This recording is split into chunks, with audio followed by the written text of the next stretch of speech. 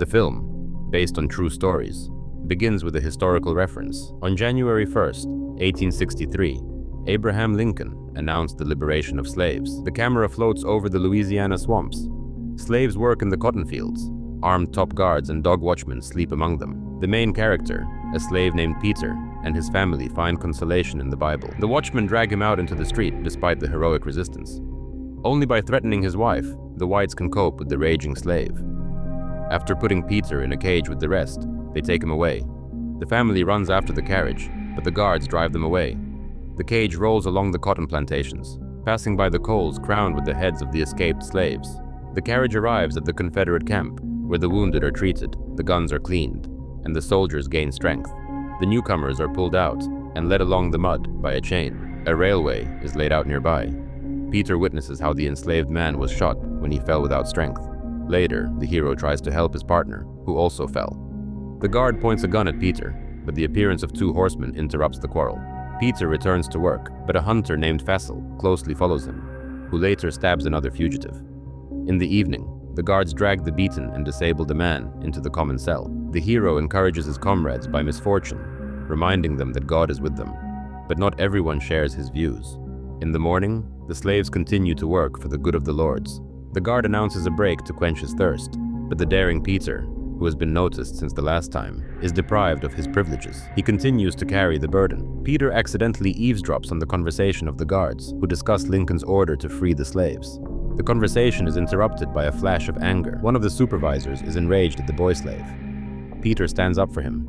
He is threatened with a gun again, but Fassel intervenes, whistling, ordering his subordinate to remove the gun so as not to spoil the valuable asset. In the evening, the hunter approaches the cell to remind the hero that he is alive, only thanks to him. To make this information better imprinted in the brain, Fassel the next day keeps the dog on a short leash near Peter. It is only necessary to weaken the grip, and the beast will gnaw the slave. At lunch, the hero tells his comrades about Lincoln's order. If they get to Baton Rouge, where the Northern Army is located, they will be free. But the way there lies through the swamp, where it is easier to die. However, some slaves are ready to take a risk. Soon Peter is ordered to remove the dead old man. He drags the body to the pit full of dead slaves, where he throws another corpse. The supervisor orders the captured deserters to fill the pit with a whistle to drown the corpse stench, but they refuse. This is a job for slaves. Handing the shovel to Peter, the guard orders to get down to business. In the process, the hero notices a hidden guard threatening him with a gun. While Fassel does not see, he wants to finish what he started and raises the trigger. Imagining for a moment that Chris Rock is in front of him, Peter with a shovel hunts down potential killers. Arranging a fire, cutting off one arm, the hero rushes into a run. Then the rest of the slaves run, but someone falls dead. Fassel aims at Peter, but the bullet gnaws into a tree nearby. When the fugitives hid in the thickets and headed for the swamp, the hunters let the dogs follow them and moved up the trail. Peter and other slaves go deeper into the top. Underfoot are the reindeers and poisonous bastards, and hungry dogs and bloodthirsty hunters ran for them. When they crossed the field, the pursuers almost reach the slaves, but they rush into the water, where the alligators are seen. Only one remained on the shore, and he, instead of a reptile, was rattled by dogs. Having reached the opposite shore, the slaves continue their journey, under the screams of a more retarded comrade. Fassel calls the dogs and interrogates the wounded, promising freedom for information. He learns that the fugitives want to get to Baton Rouge, after which he lets the prisoner go. But as soon as he enters the water, the hunter takes out a revolver and shoots him in the back. The hunters split up to cover a larger area. The same thought comes to Peter's mind. The fugitives go their own way. Wounded in the leg, the hero goes out to the house, lost in the swampy abyss. Hiding, he sneaks to the well to drink water, after which he steals a few potatoes. This is noticed by a little girl having lunch with her family on the terrace. She raises an alarm, hearing Fassel, whose dog smelled blood on the leaves nearby. Peter ties his leg with a sheet when he is noticed by the hunter. The rider rushes for a cut, while the hero sneaks along the canals. After throwing off the rag soaked with blood, Peter crawls across the path and hides under a barrow. While the hunters are guessing where he could have moved, the hero dives into a muddy sludge so as not to give himself away. Fassel notices an alligator and suspects that a slave would not have survived next to the predator. The hunters jump further. The hero gets out of the water when suddenly an alligator dives out and bites him in the ass. Peter, with the help of luck, a twisted stick, and a previously wisely selected knife, manages to explain to the predator who is the crown of creation here and who is the creeping creature. Peter waits for the night on a tree higher than the land of the predators. With a knife, he picks out the alligator's stuck teeth. In the morning, the hunters come across the corpse of an killed alligator. To make sure that the slave did not escape, Faisal orders to open the reptile's belly. It turns out to be empty inside. In the evening, the hunters fry the alligator's meat on the fire, so as not to lose the good. They are surprised that the slave defeated the predator. Faisal tells a story from childhood, when a slave was watching him instead of a dead mother. The father, having found out that his son was secretly feeding her, stabbed the woman right in the field. She was bleeding for 3 days before she died. The moral of the story is that slaves are not as dumb as white people think. Peter, in order to interrupt his smell, smears himself with mud. He continues his way through the swamp without stopping, even at night. The hunters believe that the fugitive has already died in this abyss, but Faisal does not want to let everything go to waste. He needs the body as evidence. The hero goes to the hunting hut, set up on the piles among the swamps. Coming inside, he is supported by the supplies there, not forgetting to look around from above of someone jumping. Having cut the knife on the uncooled coals, the hero burns the wound on the thigh. Then, having typed coal in a bucket, he climbs a tree to a beehive. Having smoked the smoke of the hosts, Peter collects honeycombs. Meanwhile, Faisal comes across a drop of blood on a bush in the middle of the swamp. Looking around, he notices smoke above the trees and jumps to it. Peter gets into the boat, throws the snake out of there, and rows away until he meets by the pursuers. Faisal gets to the hut, where he understands by the footprints that the fugitive was here and thinks that he swam away by the water. Having swum to the depth, Peter allows himself to relax a little and eat honey. He goes through the land, from where he continues on foot. Faisal finds the abandoned boat and continues the pursuit. At this time, Peter meets one of those with whom he ran at the beginning. Threatening with a revolver, he asks if he brought a dog. But the hero, having found a wild bow, offers them to rub each other to lose tracks. The fugitives split up to hide. Peter, like a hobbit, hides in the roots of the trees. The hunters, together with the dog, find the slave sitting on a tree. He refuses to give up, and Faisal shoots him. The wounded fugitive falls to the ground.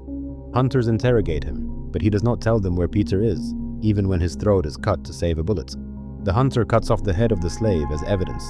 Having ordered the helpers to return to the camp, Faisal continues the search. Peter's wife, who stayed on the plantation with the children, learns that she was sold to a new owner. She will be separated from the children and given a new husband, so that they would bear and multiply, multiplying the wealth of the owner. She tells this to her eldest daughter. She says that they should run, so that they would not be separated. But the mother has another plan. She orders her daughter to come to the barn after work. There, the woman puts her hand in the machine to process cotton, and the hand-ground cloth spoils the commodity look of the slave. Peter goes out to the burning estate. Horses are running around, and dead bodies are lying on the lawn. The hero goes inside and wanders around the rooms. Having noticed the covered table, he quenches his hunger until the attention is attracted by extraneous noise. In the next room, among a bunch of corpses, he notices a black-skinned girl who plays with the strings of the harp. Peter takes the girl outside. Dying, she gives him her cross. At this moment, he is taken by a hunter. He tells Slave to throw the knife and to go with him, but the hero remembers his Muhammad Ali's days, cuts the opponent with a hook. Having taken the rifle, Peter wounds the second pursuer, then cuts him with a gun. Having heard dogs barking, Peter runs away. Faisal drives up to the house and sees the corpses. And when the wounded hunter reports where the fugitive ran, Faisal shoots at him. Penalty for incompetence. Faisal pursues Peter in the fields, when he freezes on the spot and kills the dog with a gunshot. At dawn, the fugitive reaches the river. There was a battle. The bodies of soldiers and smoke are everywhere. Outraged, Peter lies on his back among the dead and looks into the clouds, which are driven by the wind in the sky. Suddenly, a cannonade is heard in the distance. Some ship fires fortifications on the coast. Hoping to find Lincoln there, the hero runs forward, but he is cut by Faisal on a horse. The hunter beats the slave with a whip, then rushes and stretches the meat, just like a dog, ordering to serve. But Peter does not obey. Then the hunter takes out a revolver and points it at the fugitive. A shot is fired. Grabbing his throat, Faisal falls, choking by his own blood.